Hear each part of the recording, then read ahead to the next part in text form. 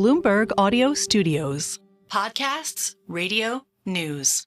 Joining us now here in Chicago is Senate Majority Whip and Chair of the Senate Judiciary Committee, Dick Durbin of Illinois. We are here in his home state for this Democratic National Convention. Sir, thank you so much for joining us on Bloomberg TV and radio. It's great to see you. Good to be here. And this is, as we've been remarking upon all week, a very different convention than maybe some expected just 4 weeks ago. Certainly we have a different candidate, but it also feels like we have a bit of a different message. Joe Biden was making his campaign very much about democracy, talking about January 6th, as we heard Nancy Pelosi do last night. Certainly Donald Trump hasn't shied away from that either. He's calling them patriots or prisoners in the case of some of those who have been convicted. It feels like that's not getting focused on as much now that Harris is at the top of the ticket. And I wonder what you think about that. Is that actually still the winning message for Democrats? I think the message is freedom and so many different aspects of it. Certainly when it comes to reproductive choice, we found all across the United States, so-called safe red states are voting for women's right to have the freedom to decide the future of their bodies and their families. I think that is an underlying theme you continue to hear. So freedom is the heart of the issue of this campaign. Freedom is pretty broad. And I'd like to stay at a 30,000-foot level with you here, because you've been doing this longer than some of the people in this hall. We're told the economy is the number one issue. We're told that people are very concerned about the border. But when you look at this broadly, this election, what is the choice beyond freedom when it comes to the actual issues that people will make their decisions on here? Well, I think the choice boils down to a very simple phrase. Do we want to go back to the era of Donald Trump as president and all that brought us? You know, we kind of laugh it off now when he suggested somehow or another bleach was going to be the answer to the COVID crisis, that it'd just disappear. And some of the other things that he did as president, we really just shrugged our shoulders and said that may not be normal for the rest of the world, but it's normal for Donald Trump. I think the American people, if they watch this convention, understand there's going to be a clear choice here of whether we're moving forward with a new outlook that's more positive towards relationships of Americans or returning to that Trump era. Well, and part of the Trump era was marked by his ability to appoint a number of conservative justices to the Supreme Court, some of whom, of course, have come under fire or have been looked into by the Judiciary Committee within the last years. There's been concerns raised about ethics. How much of this election is also about the next president's ability to potentially change the shape of the court, knowing that one of the things Joe Biden wants to do before leaving office, or has suggested seeing done, is Supreme Court reform? The Dobbs decision was a grim reminder to the American people that the selection of a Supreme Court justice can affect their lives personally. I mean, just look at the reaction across the United States of repealing Roe versus Wade. Donald Trump brags about that, but I can tell you most Americans don't brag with him. They think this is a serious problem, and it is a serious problem for women and their families all across the country. So it's a reminder, too, that that basic freedom needs to have someone to protect it, and Kamala Harris will do that. When I think Dick Durbin, I think Chicago, and I'd like to hear from you on what this convention means for the image of this city, maybe the economy as well. You've got thousands, tens of thousands of people from around the country in town here, and Donald Trump is comparing Chicago to Afghanistan.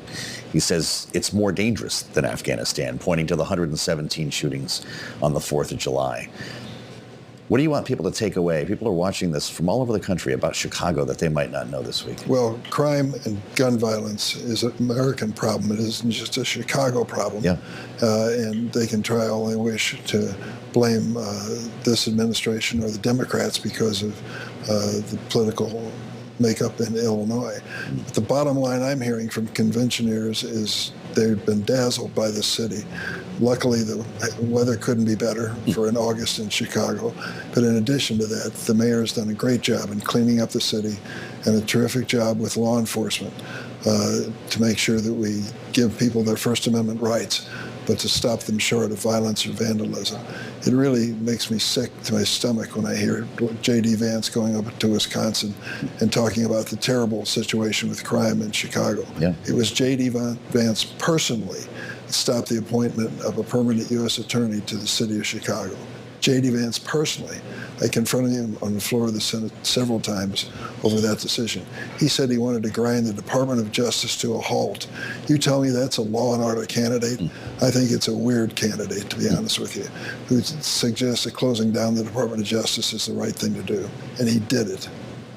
Senator, you just alluded to some of the protests we have seen since being here in Chicago, though they have been, I think it's fair to say, smaller in scale than many expected or even feared coming into this week when it comes to the protests over the war ongoing in Gaza. Has it surprised you the degree to which they haven't been as disruptive or as robust? And do you think that may be attributable to the change in candidate? This isn't Biden's convention, it's Harris's. I think that's it. I think you put your finger on it. Plus, there was a conscious effort by the mayor and other leaders to work with the demonstrators and say, we will protect your First Amendment rights, but we're not going to condone violence and vandalism.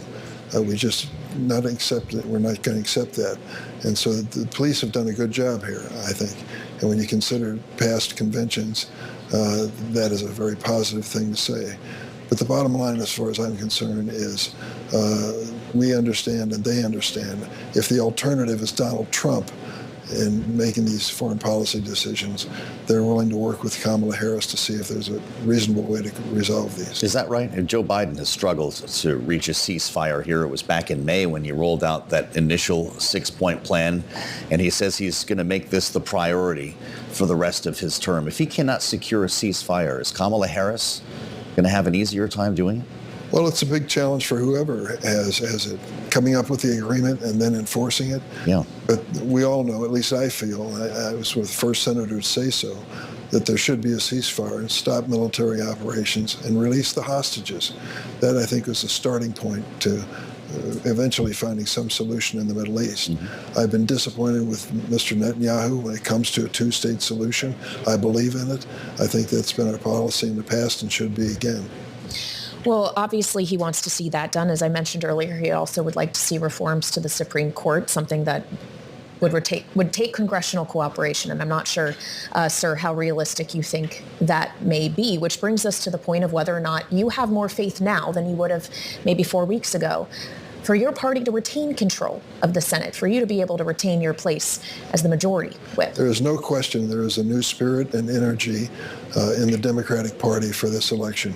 It started when the decision was made by Joe Biden to step aside, a selfless decision that I respect him for very much. And that new attitude and approach is something that Donald Trump's been unable to match. He just can't do it, and he's frustrated by it. That's why he says these bizarre things about, we'll have one election, this will be the last one. What in the hell is he talking about? This is America. He doesn't get to dictate it. The Constitution makes it clear what the law is.